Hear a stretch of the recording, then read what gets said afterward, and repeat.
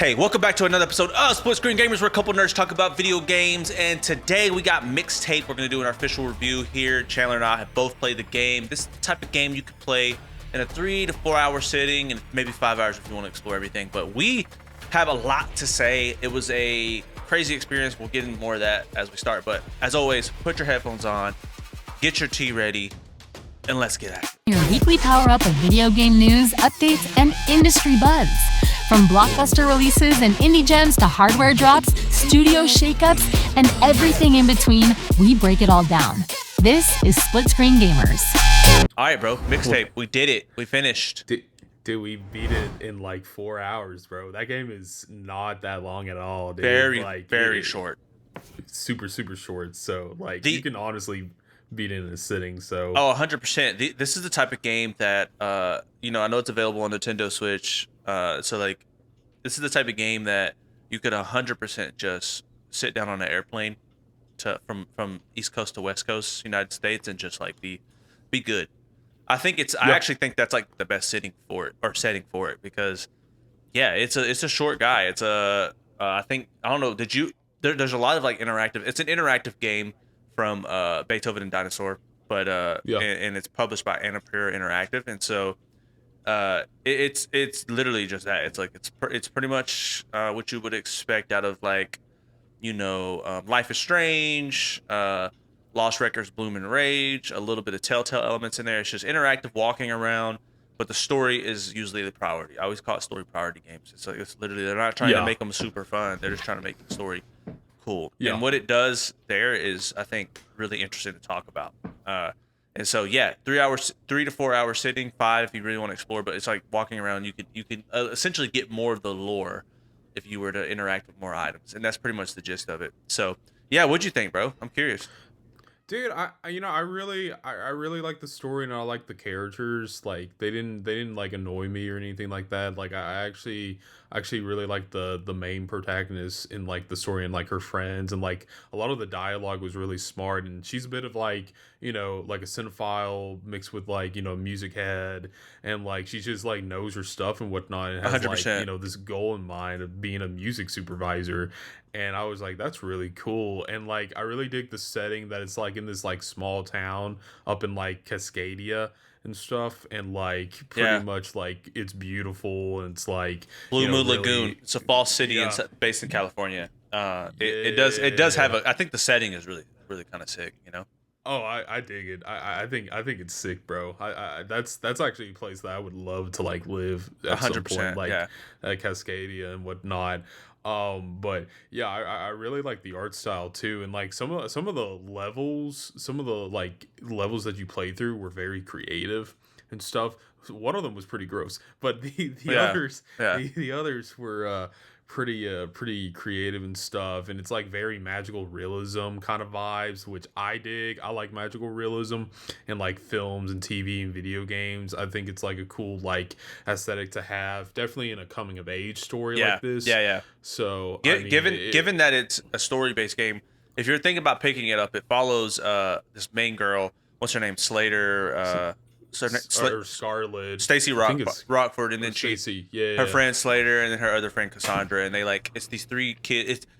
I think I heard the quote. If I might be misquoting it, apologies if I do, but I think I heard the main director say something like that last time that you got to hang out with everyone remembers the last time, or sorry, everyone wants to remember the last time that they hung out with their friends. Well, this game is about that last time, and so essentially they're it's kind of hinted at that this they're pretty much separating lives for good, and so because they're going to grow up. They just graduated high school. The main character's about to move to New York, and so this is the last night. So they decide to throw this big party at this kind of location. No spoilers here, but at this location, and then the game is in this process, the main character is going to develop a mixtape that kind of is the sound for that season in each of those moments. And so you get to go to the history and learn a lot about the friends in that process. And so that's actually one of my biggest compliments of the game,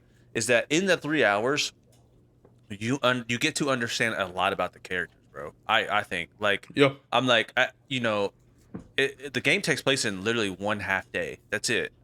but Yeah. like you through like interacting with memorabilia and like the conversations between the three friends, you start to see like dynamics between the friends in very short bites. It's very cinematic. I'll give you a good example. It seems like really softly you can see a relationship that might have been in the forefront of our main character Stacy and Slater's minds, because they have this like moment Hmm. where they're like kind of like it like having a romantic moment, but it doesn't quite get there, and they kind of like brush it off like, yeah, that's something we thought about, but we're not going to explore it. It's just that little bit of instance that happens that like really gives you a lot into the characters, and they do that like a lot of times, and even more potent examples. And so I think story wise, the game was awesome. Like, and Yeah. that's like the bare minimum to do on these interactive games. The story has to be awesome. Now, is it like, am I walking away with it like the first episode of The Walking Dead Telltale? No, like that game, that was like one of the greatest to ever do it. But like, Or the, yeah. but it is a good story. And if you're, younger and you're looking for a coming of age, this like it tells a good coming of age story. I thought it was pretty cool in that regard. Oh, I agree, dude. I agree 100%. And like, speaking about Telltale, like, The Wolf Among Us is still like my favorite of all time, dude. But like Oh yeah, 100%, like 100%. Yeah. 100%. But yeah, no, there were like moments where like there's so much to these characters. Like there's so much like history with like especially Slater and we just said her name, Cassandra. like the Sandra, yeah, and whatnot. And you think there's like a romance, but it's kind of like, you said it perfectly, it kind of gets brushed off and stuff, and like, stuff like that. And like I also like how whenever it's her other friend's like dad walks into the room, and like he's like, the composition of like his like shots and stuff, like he's up in your face, and like Yeah, he's yeah, like the composition of like his like elbow, like there's that opening between your arm and like your like torso and stuff, yeah, and yeah. like he just fills in like the screen, which like really says like a lot about his personality and whatnot, and Yeah, just which is his he's dynamic. essentially kind of the villain of the whole story, Cassandra's Yeah. dad, because he's just like an bearingly strict dad, and he might be Yeah. right in some ways, but the game is from the kid's perspective, is what I like. Like it's from their Yeah. perspective, so from their perspective, he's just like a villain, Yeah. and but Yeah. from his perspective, he's like, you guys are idiots and like messing up your lives, and they're both Yeah. right in their own regard. It's about like finding a good compromise, and I think that's really cool. That they were able to pull just a little bit out of that, which is great. And then obviously our main character is kind of like a blank slate. She seems like she kind of is like kind of the leader of the group. She kind of leads them in a lot of different ways with the what they're going to do next, what type of decisions they're going to make on how they feel about something. She kind of like leads that, and so she's kind of a Rolling Stone already. And so there's a dynamic there because she's the one like kind of causing this like mess on this last night that they planned, but yet nonetheless, she's the one leaving. So Yeah. it's like they're kind of like frustrated with her, and so you start to see them finally push back towards the kind of the group leader, and that causes a little bit of turmoil. And so I think that, but you got to understand like the coolest thing, and we're just speaking story right now. I think we'll get into gameplay later, which is a whole different conversation. But like, Yeah. you got to understand like the story is told through her music and her mixtape. She wants to be a music curator. She really idolizes like the idea of curation when it comes to music, and so she's building a master mixtape, and the music is incredible. Oh yeah. And so One yeah, of go my ahead. favorite aspects about this game, dude, like A is hundred the percent, bro. music. I Like mean, it it's has so to be good. right. Mixtape. Yeah.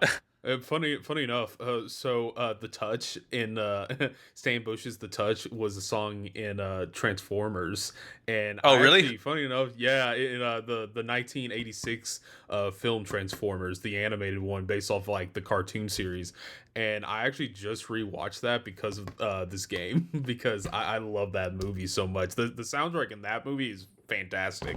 It's everything 80s and stuff.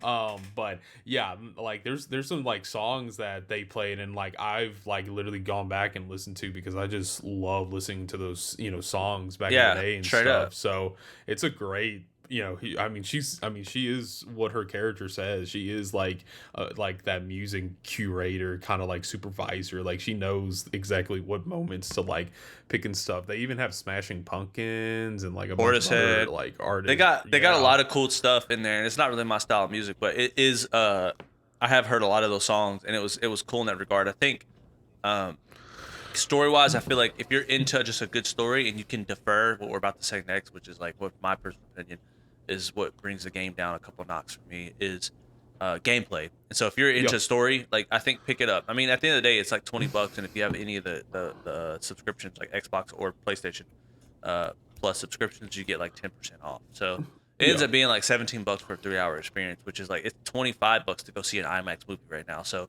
Yeah. my complaints there are like not even. It's like okay, cool, like 3 hours of entertainment. You know what I mean? Go if you're into that type of story, just go explore it. Now, in that same regard, like I think we could talk about gameplay, and then we can finish off by talking about story or style, because style is like out the wazoo with this, but gameplay wise, dude, I mean, for me, I'm just like a little burnt out on all the like The touch, story driven. Yeah. just like The interactive. walking, or it's like a walking simulator in a lot of ways. And then Yeah. just clicking Yeah. stuff and reading it, and I'm like, I guess it's interactive is the only way I could put it. It's like interactive movie rather than as a game. You know what I mean? Yeah, the game, like they have like different, they have like four zones where it's literally like, minor spoilers. It's literally like three bedrooms, and then it's in this other location I won't give away and whatnot, but it's like you're just walking around in their bedrooms and whatnot, Yeah, and it's like that's like the base gameplay, but then you have like the levels themselves, which are like out in like, different parts of the like the town and stuff. But yeah, no, I agree with you. Like I feel like it's not really much of a game as it is just like a an interactive movie.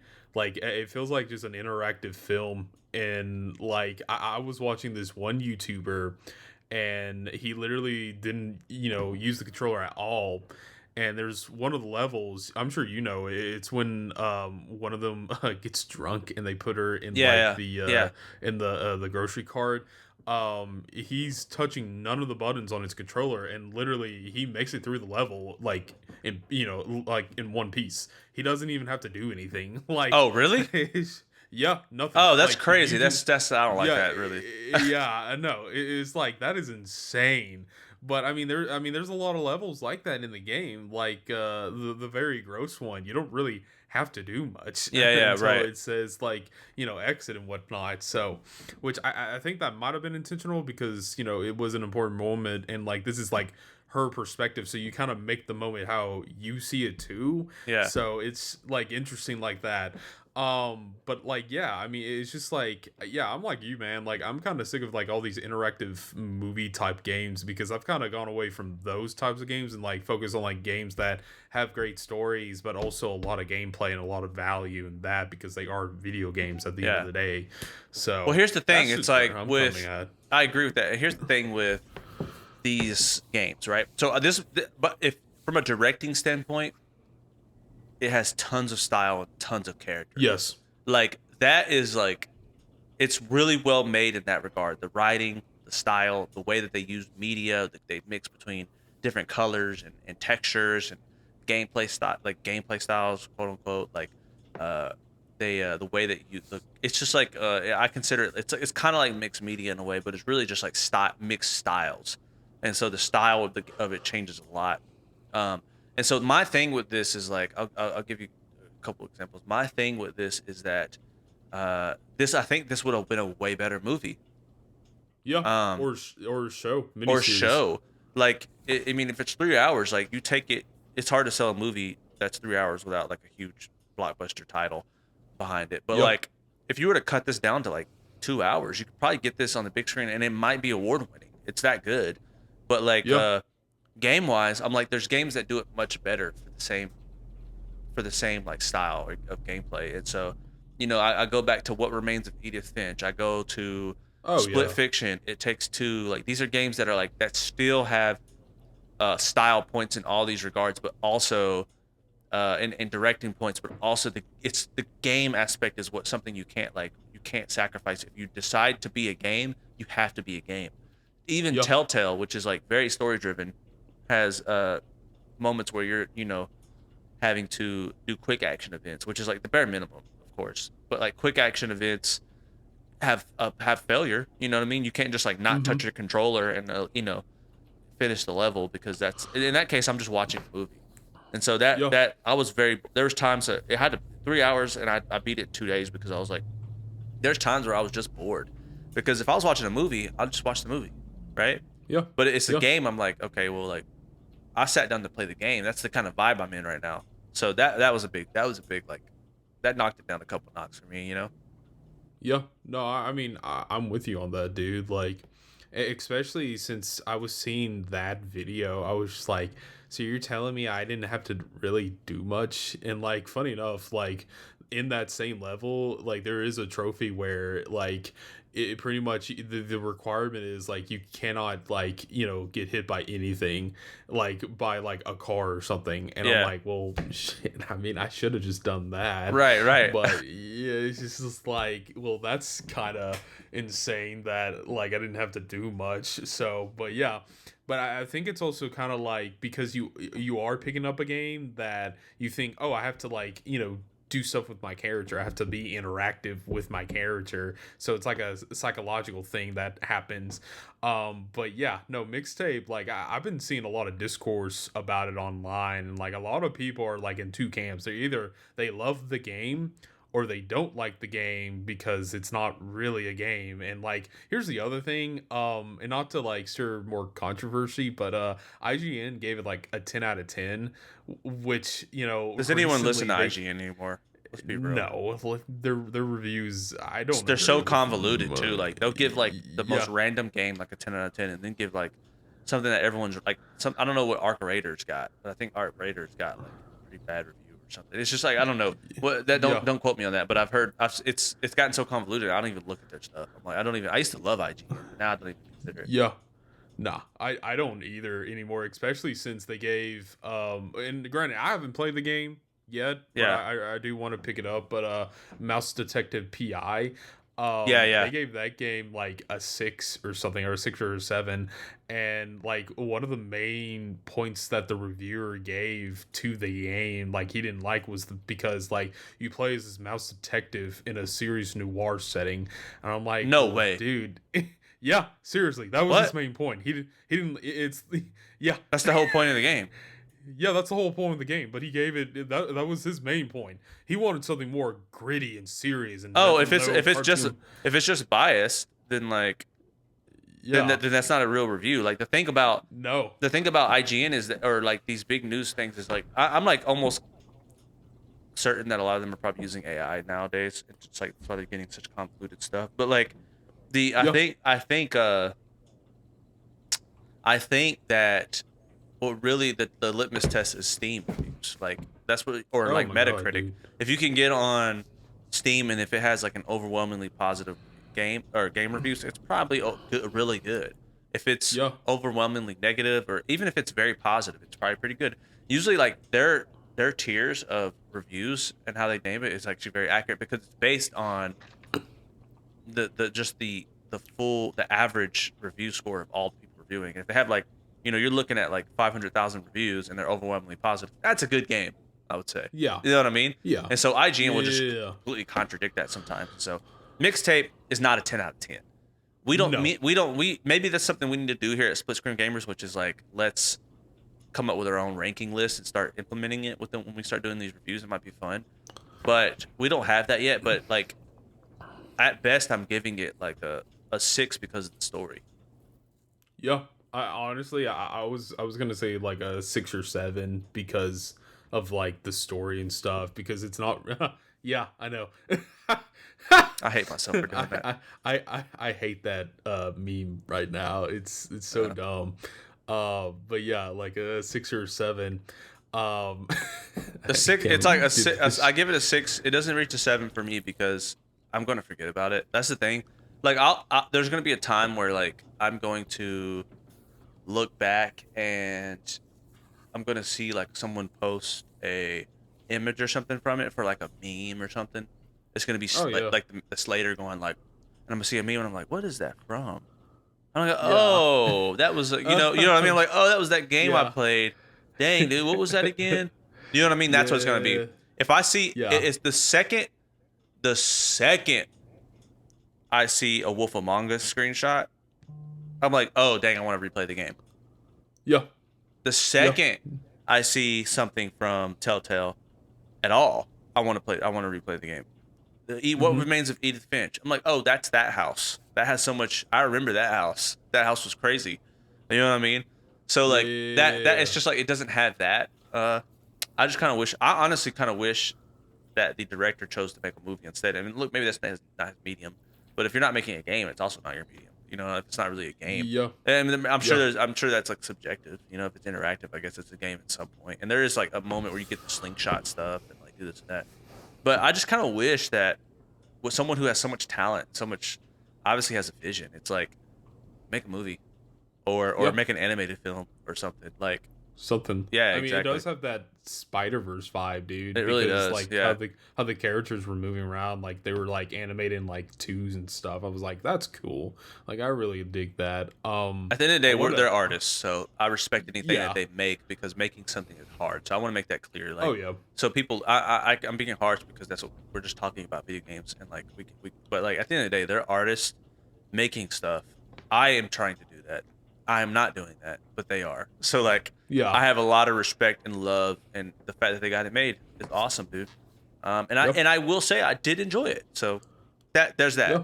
There's that. I did enjoy it, but I'll forget about it, unfortunately. Yeah. Yeah. I might uninstall it here in the next couple of days because granted it's not like a big file size, but I did already. I could use. You were really? Yeah. Oh, that's funny. I uninstall games like that pretty quickly. The replay value is terrible in those types of games for me. Yeah. Even with like it doesn't even have choice based options in there, so it's not even like No. I get to go see a different ending or something. Yeah. For bigger titles, that's what I do. Like if a game's like 100 something gigs, I'm uninstalling that because I'm not playing that game anymore, and it was basically a story-driven game. So. It depends on if I want to jump back into it or not. Like there's a couple games where I'm like the lore is so strong. Something like Expedition 33, where it's like okay, cool. Like I might actually, if I get bored, I might just jump in there again and start learning about the game again. You know what I mean? And learning about what's going on because I didn't 100% complete it or something. But other than that, like I just finished Ghost of Yotei and I'm like, okay, I'm not jumping in that again. It has a lot of lore, but it's just that I beat it. You know what I mean? So replayability in a game is like I think really, that's a real difficult thing to handle. And this game is far from that for sure. Yeah. But yeah, dude, Mixtape. So do I want to see what they're gonna do some more of? Of course. This game has a lot of stuff. Yeah, it does. It does. Do I want to see them go a little bit more crazy with it?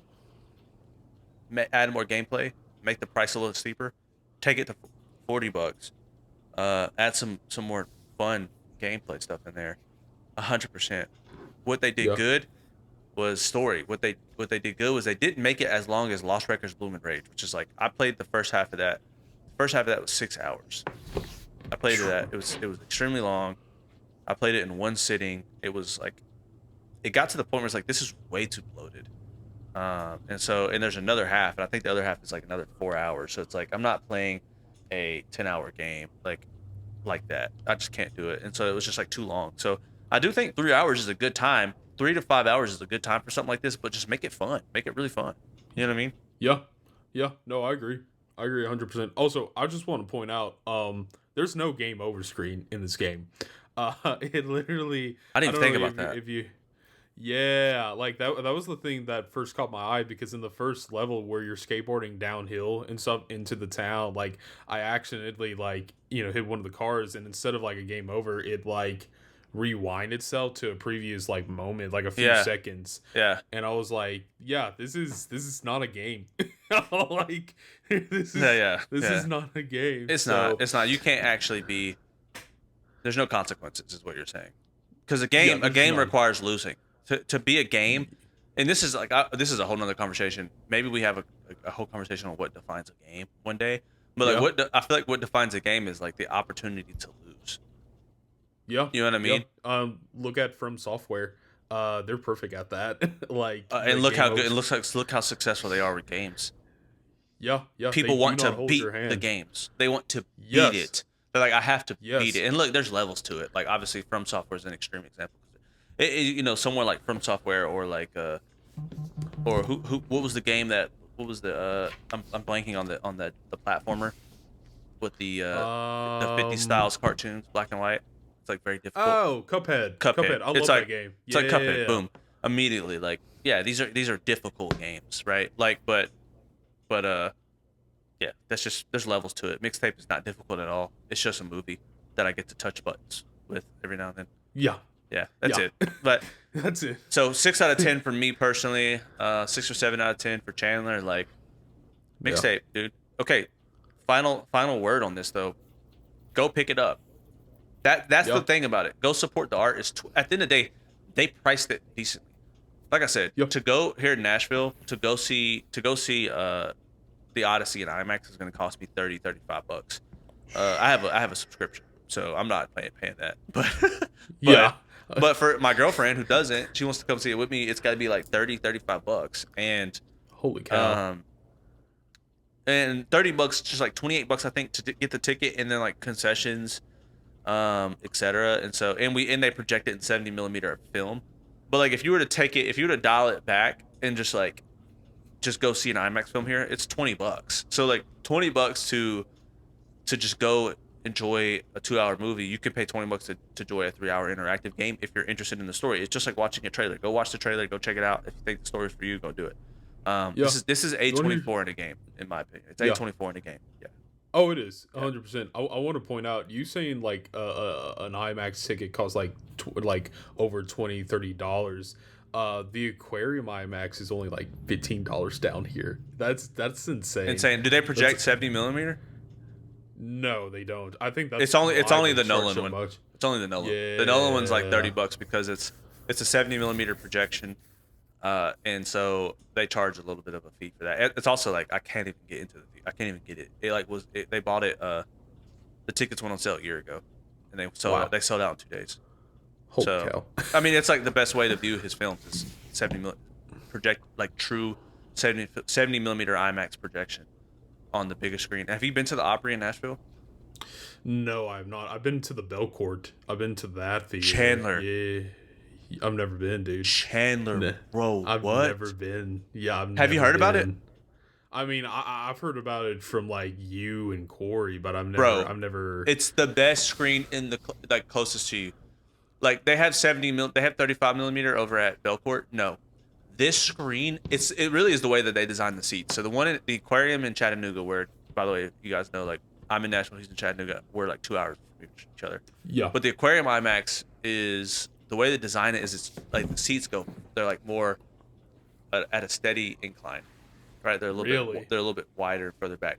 Here, the seats are at a steep incline, kind of like the Sphere in Vegas. And so like the screen is closer to you, but it's so close to you that it feels huge, and the screen is massive, and they project 70 millimeter. So if I know you're gonna go see the Odyssey, probably not here, but if you get a chance like, I can't get a ticket right now, so as soon as I can, I'm gonna get one.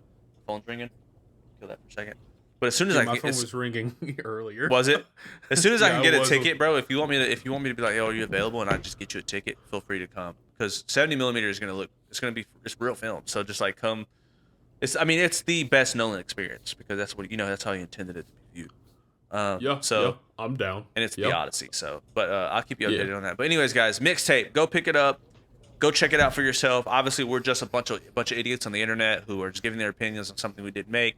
Nonetheless, I hope you find our opinions of value. I think we gotta, we're getting up to summer, so we're gonna start getting some really good, interesting stuff coming out soon. I, for one, think the next game we're gonna review will be 007 First Light. That's me personally. I'm picking it up probably day one. I am too. Are you? Okay, cool. So next game will be 007 First Light.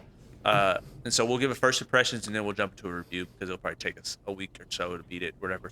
But anyways, all that and more on Split Screen Gamers. We appreciate you guys. Chandler, thanks for playing this game with me, bro, as always. You too, man. You too, bro.